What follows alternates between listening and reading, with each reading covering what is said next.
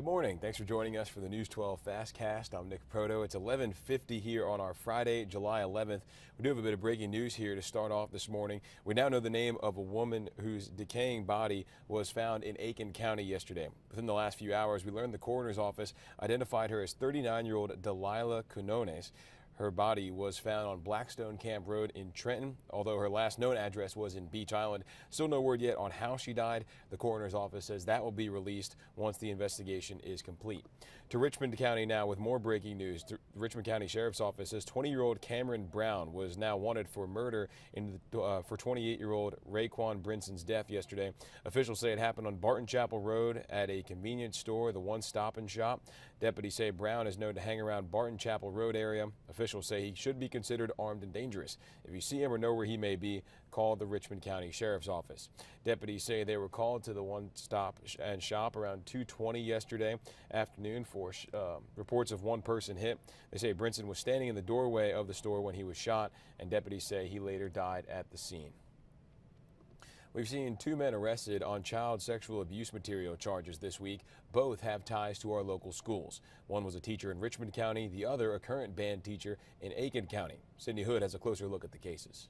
Coming up on News 12 at 6 o'clock, we are talking with the GBI's Child Exploitation and Computer Crimes Unit about some trends that they're seeing across the state and what this task force does. They partner with local law enforcement to put people in jail who are committing such crimes. We've had two recent cases both in Georgia and in South Carolina this week, so tune in to 6 o'clock to see what they have to say and what you as a parent and a guardian need to know moving forward. All right, thanks for that, Sydney. Be on the lookout for this runaway teenager. The Burke County Sheriff's Office says Trinity McDaniel was last seen yesterday evening around 5:30 at the In-N-Out gas station on Highway 23 South. Deputies say she was wearing a pink shirt, black pants, cream-colored Crocs, and was carrying a blue backpack. They say she was seen getting into a white Toyota Camry. If you've seen her or have any information, you should call the Burke County Sheriff's Office. An update to a safety alert we've been telling you about this week. If you live in McCormick County, officials say you no longer have to boil your water before drinking it or cooking with it. That boil water advisory has been lifted for Plum Branch, Parksville, Modoc, and Clarks Hill. We're learning every student in the Richmond County school system will get free breakfast and lunch for the upcoming school year. This was made possible through a federally funded program called the Community Eligibility Provision. School leaders say more than 28,000 students are expected to eat for free this upcoming school year. As students prepare to return to the classroom, there are multiple school supply giveaways happening across the CSRA. Now is a good time to scan the code right there on your screen using your phone camera. It takes you to our website where we have a full list of those giveaways. Coming up tomorrow in Aiken, you can pick up a free book bag for your child at the Success Team's annual back-to-school book bag drive. That'll be at 2276 Jefferson Davis Highway from 9 a.m. to noon. Homeowners in Columbia County saving some money in property taxes. The county's Board of Education got approval to increase the homestead exemption from $2,000 to $10,000 for homeowners. That's how much will be exempt from your property taxes. This new change goes into effect in January. It comes after voters approved the exemption back in November. This also follows Wednesday's announcement of the lowest millage rate in 35 years. That millage rate now 16.234 mils. We're back in 60 seconds.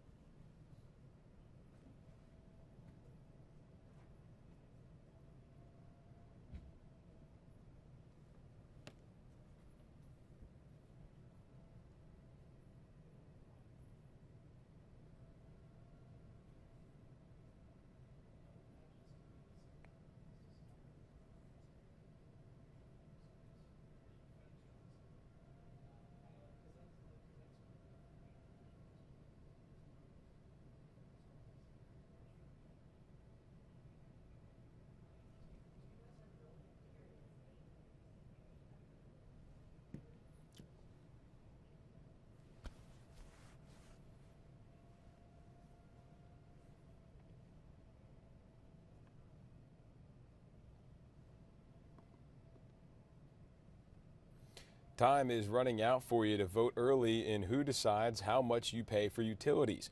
Today is the last day for early voting in the special runoff election for the Democratic Public Service Commission nominee. That race is between Keisha Waits and Peter Hubbard.